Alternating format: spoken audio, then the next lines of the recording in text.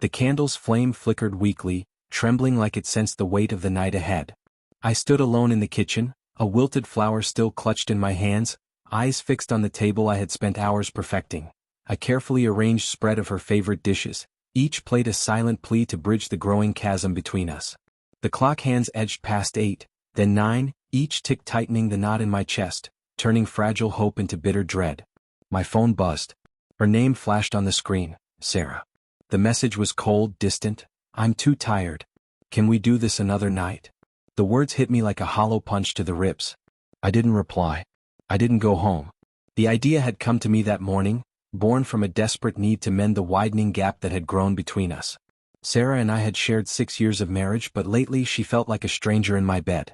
Her smiles were rare, her touches fleeting, and her gaze always distant, lost in some place I couldn't reach. I thought a romantic evening might pull us back to the early days, when we laughed over cheap wine, whispered dreams of endless tomorrows, and believed in forever. So I planned.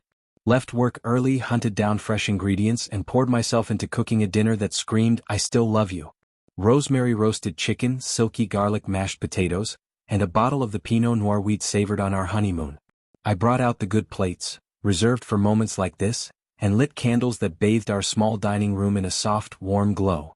At noon I sent a playful text, "Got something special planned tonight. Be home by 7. Her reply was brief but enough, "Sure." It kept my fragile hope alive, fueled the belief that maybe, just maybe, we could fix what was breaking.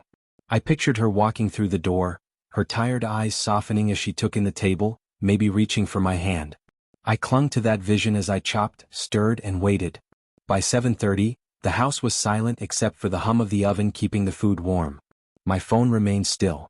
Another text, light and casual, "Running late. Dinner's ready when you are." Still no reply.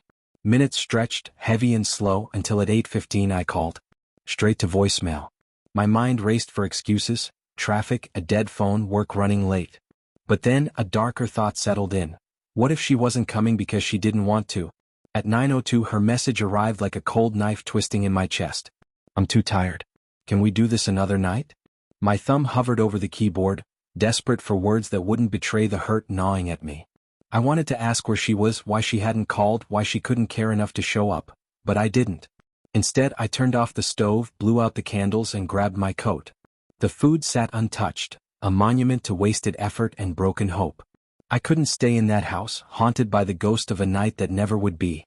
I drove aimlessly through the city, neon lights blurring past like fleeting memories. My phone stayed silent, and with every mile the questions grew louder. Where was she? Why was she always so distant? The last few months played over in my mind. Late nights at work, vague answers when I asked about her day, the way she flinched when I reached for her.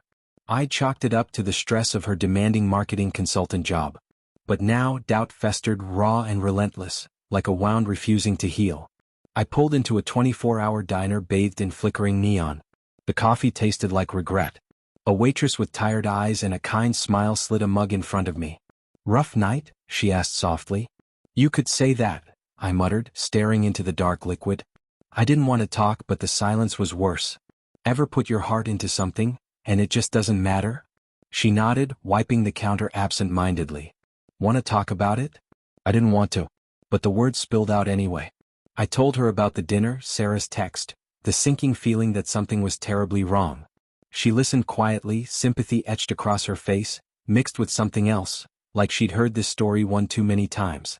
When I finished, she leaned in, whispering, "Are you sure she's just tired?"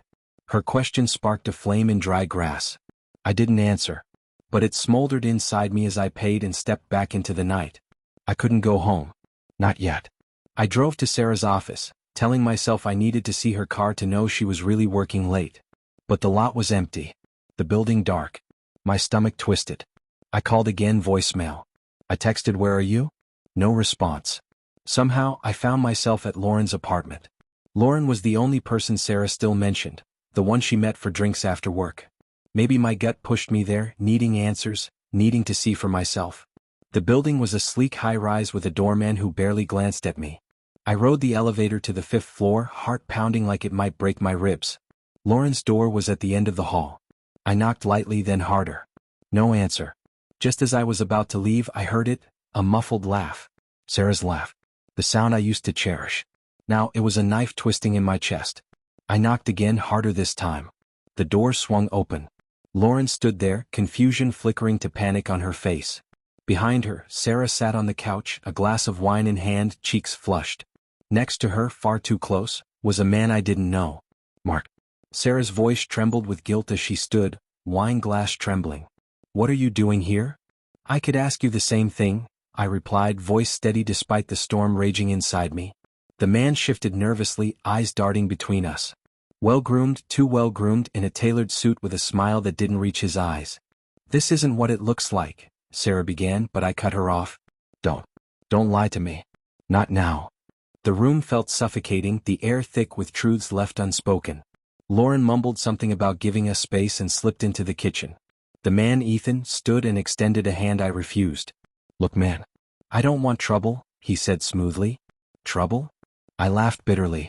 You're sitting here with my wife. Sarah's eyes filled with tears, but I couldn't tell if they were real or just another performance. Mark, I didn't mean for this to happen, she said, voice breaking. It just happened. How long? I demanded, voice cracking. How long have you been lying to me? She said nothing. Her silence screamed louder than any confession. Ethan stepped forward, trying to smooth things over. It's not her fault. We worked together.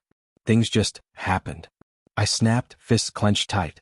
I wanted to scream, to tear everything apart, but all I could do was stand there, drowning in the wreckage of my marriage. I left before I did something I'd regret. The drive home was a blur, my mind replaying every sign I'd ignored, late nights, vague excuses, the way she stopped saying I love you first. When I got back, the table was still set, candles burned down to stubs. I sat in the dark, the weight of betrayal pressing down like a stone. I didn't cry. I didn't yell. I just let the truth settle. The woman I loved was gone. And I wasn't sure she had ever truly been mine. The next morning I packed a bag. Not forever, not yet. But I couldn't stay in a house that felt like a lie. Sarah would call, beg, promise to change, but I wasn't sure I'd answer. Trust, once broken, doesn't heal easily. And as I stared at the cold, untouched dinner, I realized I hadn't just lost a night. I'd lost the future I thought we'd share.